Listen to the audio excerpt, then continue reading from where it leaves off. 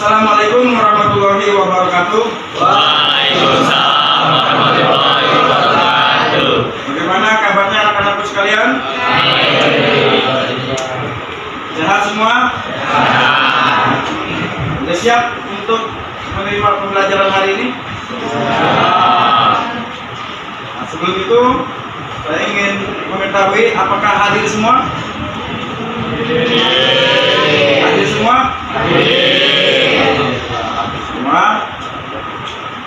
Sebelum kita memulai pembelajaran kita, alangkah lebih baiknya kita berdoa agar pembelajaran hari ini bermakna dan bermanfaat untuk kita. Oleh karena itu, ketua kelas agar memimpin doa terlebih dahulu. Sebelum mengawali pembelajaran pada hari ini, alangkah baiknya kita berdoa menurut agama dan kepercayaan masing-masing. Doa dimulai.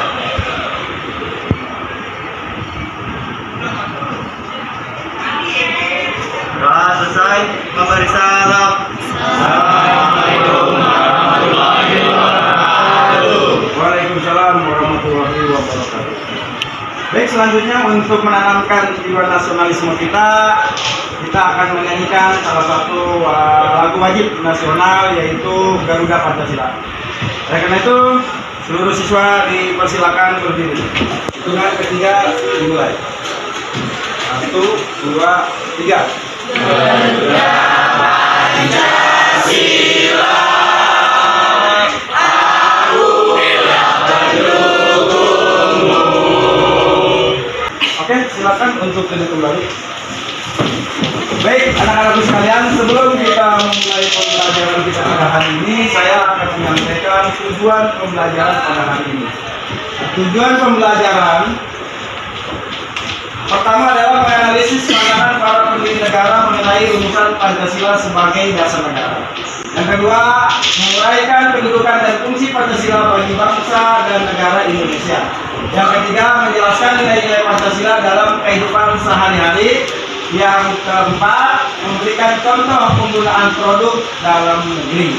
Itu tujuan pembelajaran kita pada hari ini. Semoga tercapai ya, agar ada perubahan ya di diri kita, terutama dalam implementasi kehidupan kita sehari-hari. Baik, sebelum saya memulai pembelajaran hari ini, skenario kita untuk pembelajaran hari ini, nanti kita akan mencari suatu permasalahan ya. Baik, sebelum kita bahas mengenai perumusan Pancasila sebagai dasar negara, bahwa di dalam perjalanan bangsa kita ya, ketika kita mau merdeka, dalam suatu negara itu perlu ada dasar negara sebagai pegangan ya.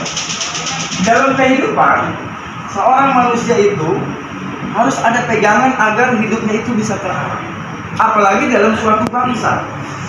Pada tanggal berapa kalau Mr. Supomo dalam merumuskan dasar negara? Ada yang tahu? Silakan berdiri lalu jawab ya. Nama saya Rahmawati. Saya akan menjawab pertanyaan dari Bapak.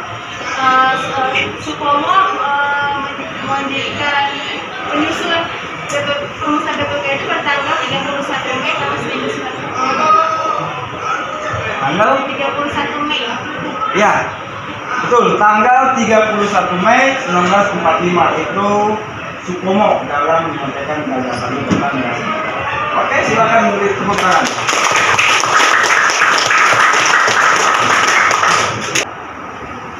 Nah, sekarang saya ingin kalian mencari pengetahuan lebih luas lagi tentang Pancasila sebagai dasar negara, Pancasila sebagai ideologi negara, Pancasila sebagai pandangan hidup, Pancasila sebagai jiwa kepribadian bangsa, dan Pancasila sebagai filsafat bangsa. Silakan agar bisa fokus masing-masing kelompok. Dari sekarang saya persilakan untuk membentuk kelompoknya masing-masing dan membuat formasi kelompok masing-masing. Silakan 2 menit untuk membentuk kelompoknya masing-masing. Oke, silakan cari referensi atau sumber-sumber lain di dalam masing-masing kelompok yang sudah dibagikan pembahasan atau materinya masing-masing. Saya juga menambahkan ya agar kalian juga dapat referensi dari saya. Ini akan saya bagikan modul ya atau bahan ajar ya, bahan ajar buat patokan kamu ya di dalam mencari pembahasan materi yang sudah dibagikan sesuai kelompok. Nah, tapi kamu tetap juga mencari referensi dari literatur lain.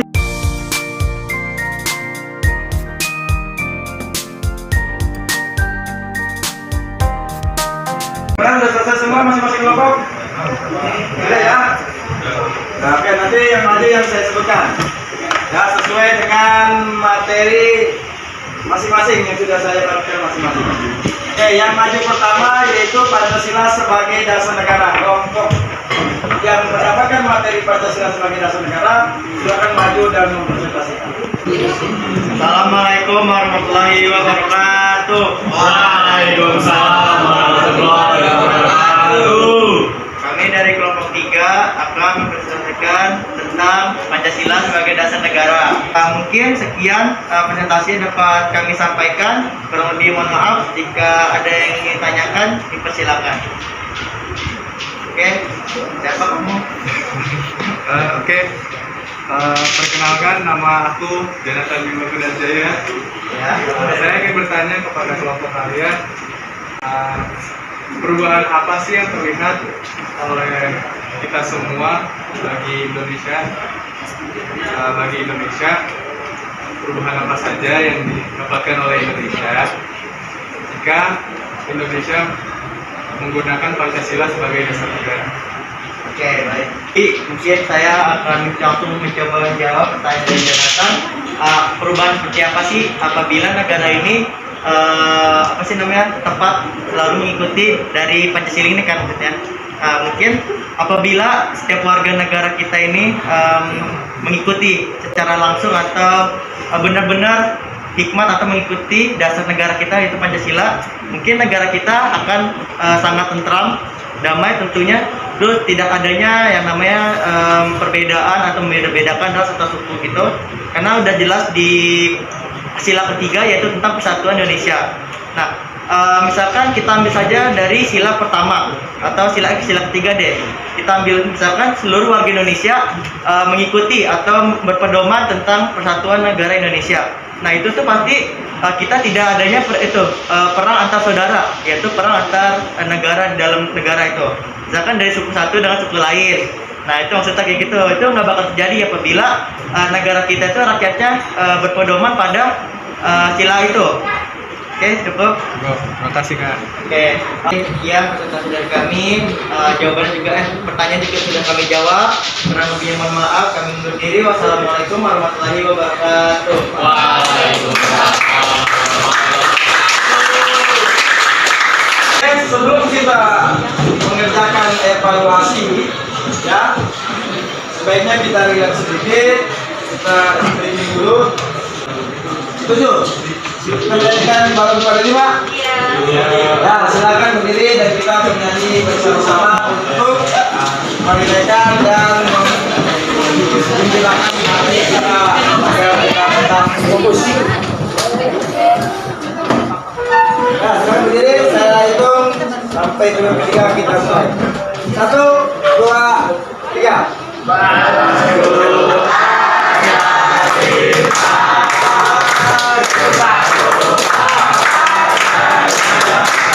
Oke, kalian sudah relax, sudah menyegarkan proses pikiran yang menjadi kembali keluar. Saya sangat bergembira sekali. Sekarang silakan keluarkan HP-nya. Siap-siap untuk membuka link yang sudah saya bagikan ya. Kalian kerjakan soal evaluasinya di Google Form. Saya kasih waktu 15 menit. Ya. Silakan dimulai dari sekarang dan jangan ada yang tengok-tengok. Silakan dikerjakan.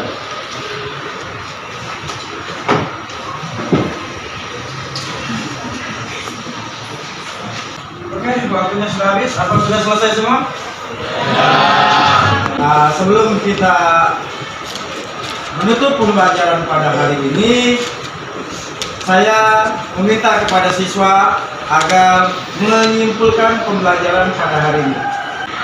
Jadi kesimpulan belajar hari ini pertama ada 3 tokoh yang mengusulkan data negara, yaitu Muhammad Yamin, Soekarno, dan Soekarno. Untuk Soekarno diberi hak istimewa karena dia boleh menentukan nama dari data negara tersebut. Sekian kesimpulan dari saya. Oke, terima kasih. Berikan tepuk tangan.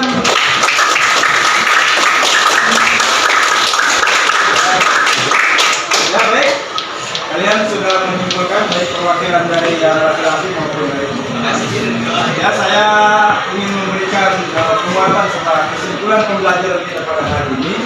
Memang dalam sebuah negara perlu yang namanya dasar negara. Karena dasar negara dijadikan sebagai aturan dalam penyelenggaraan negara. Ada yang mau bertanya apa yang sudah kita bahas dan apa yang sudah kita pelajari pada hari ini? Ya, silakan.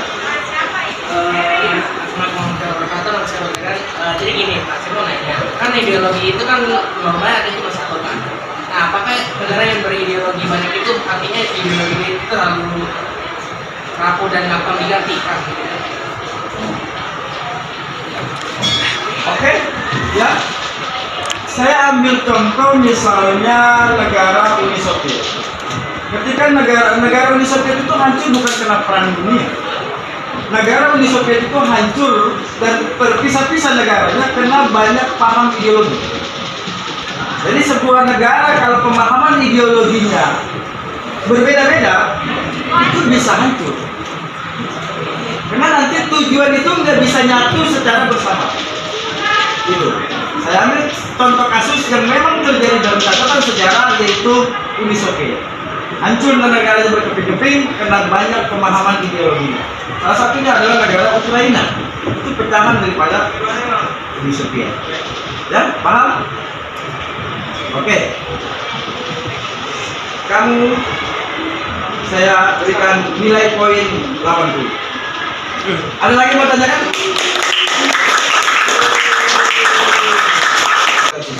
Silakan untuk memberikan refleksi pembelajaran kita pada hari ini. Saya Muhammad Rizky. Jadi di sini saya akan merefleksikan pembelajaran pada hari ini. Menurut saya pembelajaran pada hari ini cukup menyenangkan dan cukup jelas.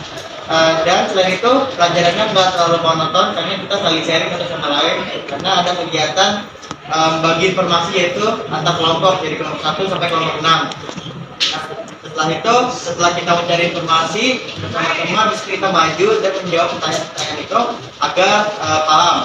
Dan setelah kita presentasi, nah sebelum kita mengerjakan tugas itu kita ada namanya ice breaking. Nah itu menurut saya cukup menyegarkan karena kita udah presentasi dari materi mungkin sulit, terus kita ada ice breaking, setelah itu baru mengerjakan soal. Nah sebelum mengerjakan soal kita ada ice breaking, makanya kita jadi gampang mengerjakan soalnya. Terus tadi juga Bapak sudah memberikan tambahan-tambahan tentang materi-materi yang kami sampaikan mungkin kurang, Bapak sampaikan lagi agar kita lebih jelas lagi. Mungkin cukup itu aja dan next dari saya, kurang lebih mohon maaf. Wassalamualaikum warahmatullahi wabarakatuh. Beri tepuk tangan untuk kita semua.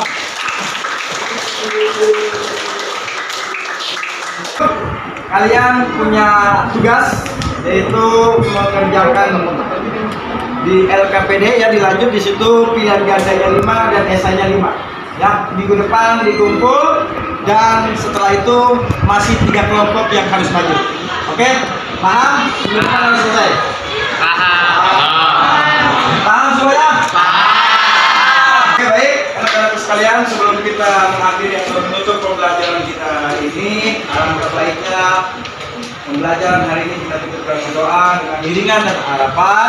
Mudah-mudahan pembelajaran hari ini membawa manfaat buat kita dan membawa kemanfaatan buat bangsa dan negara. Begitu ketua kelas agar memimpin doa penutup, dipersilakan. Baik, sebelum mengakhiri pembelajaran pada hari ini, mari kita berdoa menurut agama dan kepercayaan masing-masing. Berdoa dimulai.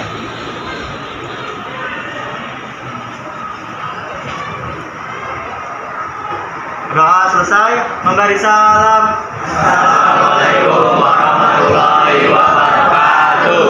Waalaikumsalam warahmatullahi wabarakatuh.